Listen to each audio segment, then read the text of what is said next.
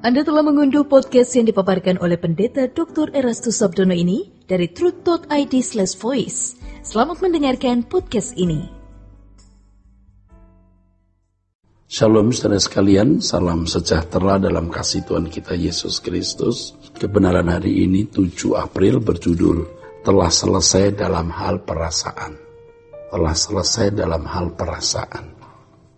Saudaraku sekalian, setiap manusia memiliki perasaan.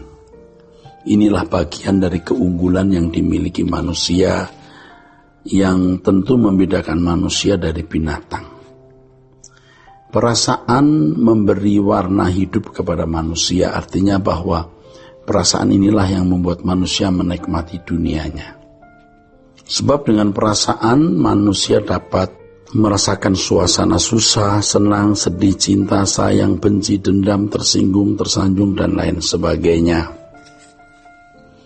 Perasaan merupakan institusi dalam jiwa yang memberi potensi seseorang untuk berinteraksi dengan lingkungan, khususnya dengan sesama. Dalam hal ini kita temukan bila perasaan seseorang sehat, maka sehatlah hubungannya dengan sesama. Bila perasaan seorang sakit, maka hubungan dengan sama pun juga pasti disharmoni. Artinya tidak harmoni. Saudaraku sekalian, perasaan merupakan institusi dalam jiwa yang memberi potensi untuk berinteraksi dengan Allah. Luar biasa ya. Perasaan itu menjadi sarana, ya, instrumen dan media seseorang berinteraksi dengan Allah.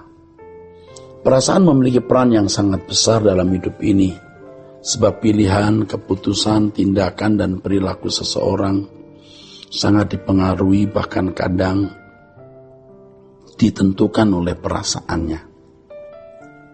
Memang terdapat orang-orang tertentu yang lebih menggunakan logikanya daripada perasaan. Namun demikian, tidak dapat disangkal bahwa peran yang sangat besar perasaan dalam kehidupan manusia itu tak dapat diabaikan. Banyak keputusan besar yang menentukan hidup seseorang dipengaruhi oleh perasaan. Bahkan tidak sedikit yang juga ditentukan oleh perasaannya. Perasaan terdapat dalam jiwa manusia. Dalam jiwa selain ada perasaan juga ada pikiran atau rasio. Elemen-elemen ini menentukan kualitas jiwa. Perasaan dan pikiran inilah yang menciptakan kehendak. Adapun yang mempengaruhi kualitas antara lain adalah faktor keturunan. Bagaimanapun karakter orang tua terwariskan kepada anak. Sebab anak-anak merekam karakter orang tua di dalam dirinya. Lingkungan seperti pendidikan, keluarga, pergaulan, dan lain-lain ini pasti mempengaruhi perasaan seseorang atau kualitas perasaan dan pengalaman masa lalu. Pengalaman ini sangat memberi pengaruh terhadap kedewasaan perasaan. Dalam hal ini ilmu jiwa juga mengakui bahwa pengalaman masa lalu seseorang itu membentuk kepribadian seseorang, termasuk perasaannya. Karena faktor-faktor inilah perasaan seseorang terbentuk. Ada orang yang gampang tersinggung, ya, gila hormat, rendah diri, merasa tertolak, gampang marah, dan lain-lain. Bila perasaan yang sakit atau tidak dewasa ini belum disembuhkan, kehadiran orang tersebut akan melukai orang lain pula. Pengalaman hidup membentuk kepribadian seseorang, termasuk mempengaruhi perasaannya. Perasaan yang tidak dewasa dapat terbentuk dikarenakan oleh pengalaman-pengalaman negatif yang terjadi dalam hidup. Pengalaman masa lalu tersebut dapat berupa peristiwa-peristiwa yang menyakitkan, misalnya penolakan dari orang tua, penolakan dari lingkungan, kekecewaan, akibat pengkhianatan, melihat kejadian-kejadian yang menakutkan, pelecehan seksual, kemiskinan, penderitaan yang berkepanjangan, dan lain-lain. Inilah yang dimaksud dengan luka batin. Selain beberapa faktor yang membentuk perasaan, ada beberapa faktor yang juga mempengaruhi perasaan seseorang. Antara lain fisik, dan suasana jiwa pada waktu tertentu. Itu bisa mempengaruhi perasaan. Firman Tuhan dan pelayanan pembinaan pribadi yang intensif, pelayanan pribadi yang terpadu dapat mendewasakan perasaan seseorang. Gereja harus membina jemaat melalui pemberitaan firman Tuhan dalam berbagai media untuk mendewasakan perasaan. Saudaraku sekalian, kita harus sadar bahwa tatkala kita bertobat, Tuhan telah menebus kita seluruhnya atau sepenuhnya, termasuk perasaan kita. Oleh sebab itu kita tidak boleh menghargai diri kita secara berlebihan, sehingga kita lupa bahwa kita bukan milik kita sendiri. Berapakah harga perasaan kita sebenarnya?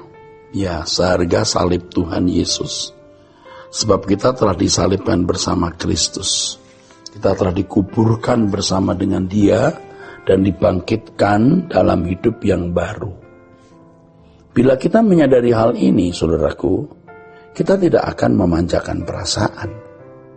Orang yang memanjakan perasaan dan memberi nilai tinggi terhadap dirinya akan menjadi orang yang mudah tersinggung. Tidak bisa diperlakukan tidak adil, ya. Tidak mau dianggap rendah dan berharap selalu dianggap penting. Paling tidak dianggap wajar dengan orang lain. Sulit menerima orang lain sebagaimana adanya. Ya, orang-orang seperti ini. Orang yang memanjakan perasaan adalah orang yang pasti tinggi hati atau sombong. Dan pasti orang-orang yang memanjakan perasaan ini makan kurban, saudara. Oleh karena seseorang memanjakan perasaannya, ia tidak mau dianggap rendah, tidak mau dianggap miskin, walaupun mungkin miskin. Tidak mau dianggap bodoh, ya mungkin memang bodoh, tetapi tidak mau. Nah, ini orang-orang yang memanjakan perasaan. Biasanya orang seperti ini bersikap menolak atau menentang secara frontal orang lain atau pihak yang melukai perasaannya. Faktanya memang banyak orang yang memanjakan perasaannya sehingga mereka mengorbankan kepentingan yang besar. Hal ini terjadi sebab pribadi orang tersebut tidak matang, ya, tidak dewasa. Perasaannya masih sakit atau belum sehat atau belum dewasa. Dalam hal ini, saudara, kita harus mengerti bahwa penyalipan diri bukan hanya menyangkut keinginan-keinginan yang bertentangan dengan hukum Tuhan, melainkan juga perasaan negatif. Kita tidak boleh memanjakan perasaan demi kepuasan diri. Perasaan tidak boleh dihargai demi kepuasan diri. Bila Tuhan Yesus menjadi Tuhan, juga harus jadi Tuhan atas perasaan kita. Maka demi kepentingan Tuhan, kita rela berusaha mendewasakan perasaan kita. Kita harus sungguh-sungguh mendewasakan perasaan kita. Selain oleh firman Tuhan, dalam tuntunan Roh Kudus juga melalui pengalaman-pengalaman hidup, kejadian-kejadian yang kita alami. Untuk ini Tuhan menggunakan pengalaman hidup dari segala peristiwa yang kita lihat, kita dengar, dan terutama yang kita alami. Semua itu merupakan cara Allah mendewasakan perasaan kita. Inilah cara Allah mengajar kita untuk selesai dengan diri sendiri. Ya, dengan cara apa? Mendewasakan perasaan kita. Saudara sekalian, kiranya kebenaran hari ini memberkati kita sekalian. Sola Gracia. Untuk berlangganan renungan harian dalam bentuk cetak, silakan hubungi Truth Literatur di nomor telepon 0878 7870 7000. Untuk mendapatkan CD khotbah, MP3 renungan Truth, dan CD album lagu produksi Sola Gracia, Anda dapat menghubungi di hari dan jam kerja di nomor telepon 021 638 60953. Tuhan Yesus memberkati. Sola Gracia.